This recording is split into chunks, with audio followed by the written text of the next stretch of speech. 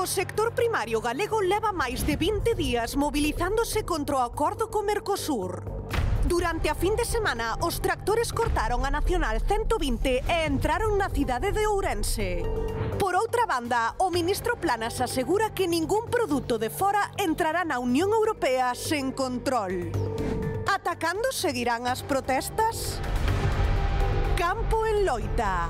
Hoxe, no termómetro. 12:30, aquí seguimos e iso preocúpanos moito tamén porque ese acordo xa está firmado, xa é unha realidade e non só se queremos entender, Bernardo, xa previo a este acordo, cal era o noso volume de negocio entre Europa e estos países do Mercosur?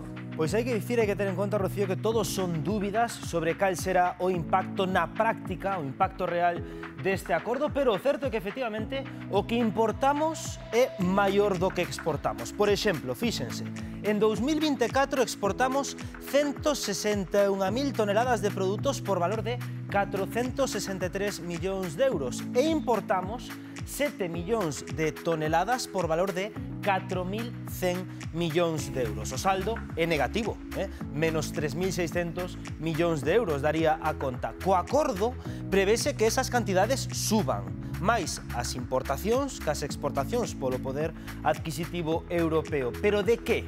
No caso das importacións, do que xa traíamos da lá, destacan a soia e o millo para alimentación animal, tamén o café ou tamén o peixe e o marisco conxelado ou froitas tropicais, vexase aquí aguacate, mango, guayaba ou figos. Tamén arroz e azucre. E doutra banda, xa exportábamos produtos como froitas de oso e de bebida, ben mazás, peras, pexegos, cereixas ou ameixas, bebidas espirituosas, vendíamos alá, augardentes e licores, produtos pesqueiros e cárnicos xa transformados, ou ben peixe en conserva ou carne salgada, seca ou afumada, e tamén viño galego con denominación de orixe. O viño é o produto alimentario máis exportado despois do aceite de oliva. O aceite encabezaría a lista de exportacións. A pregunta que nos facemos hoxe é: aínda que sigan vendendo o mesmo os nosos produtores, preocupa que poidan vir viños, por exemplo, ou outro tipo de produtos máis baratos e lle fagan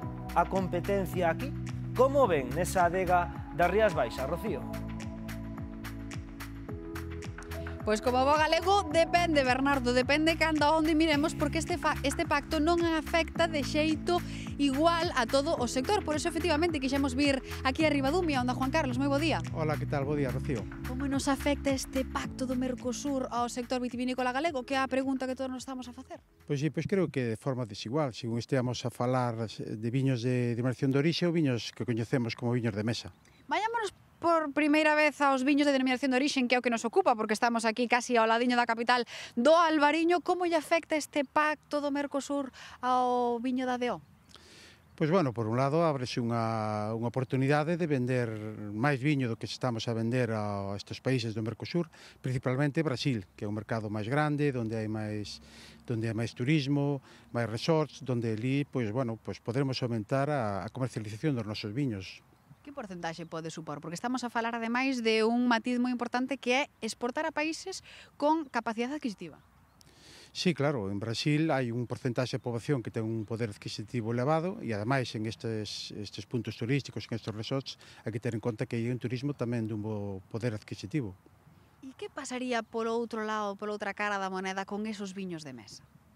Claro, os viños de mesa, sí que os viños de argentinos, basicamente, van a ter a capacidade, a facilidade de colocar máis seus viños, principalmente a variedade Malbec, e, claro, aquí os viños de mesa terán que competir con un competidor moi forte, como son estes países andinos. En que rango de precios pode estar o viño de mesa aquí? Sí, bueno, no lineal poden estar entre 2,25 e 3 euros aproximadamente. Pois moitísimas grazas por atendernos. Xa ven, nos viños de mesa sí que se verían realmente afectados porque teñen ese pequeno marxe de beneficios, compañeiros.